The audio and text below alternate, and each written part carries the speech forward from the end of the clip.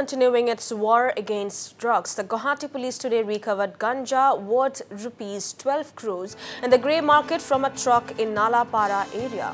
The Guwahati police today recovered 90 sacks of cannabis from a truck in the Nalapara area of the city. The police also arrested 2 drug peddlers who were transporting the cannabis from Assam to Bihar. Asolte eta attempt choli asile aji olop dinor pora মানে marijuana লৈ যাব কাৰণে এখন neighbouring ষ্টেটৰ পৰা ত্ৰিপুৰাৰ পৰা গাঞ্জা লৈ যাব কাৰণে খবৰটো আমাৰ হাতত আছিল আৰু আমাৰ এছটিএফৰ টিম আন্ডাৰ কপিল পাঠক এই গুটে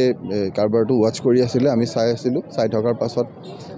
কালি ৰাতি এখন আহিলে গতিকে ৰাতিপুৱা ট্ৰাকখন ধৰা হ'ল আৰু এটো যেটো গাঞ্জা আহিছে এটো হল যেটো মানে হাইয়েষ্ট কোৱালিটি গাঞ্জা এই গাঞ্জাটোৰ নাম হল মোহিনী গাঞ্জা আৰু এটোৰ দাম ডিমান্ড খুব বেছি আৰু এনেও শৰ্ট সাপ্লাই হৈ আছে গতিকে একেলগে তাহাঁতি মানে বহুত কোয়ান্টিটি লৈ যাব খুজিছিলে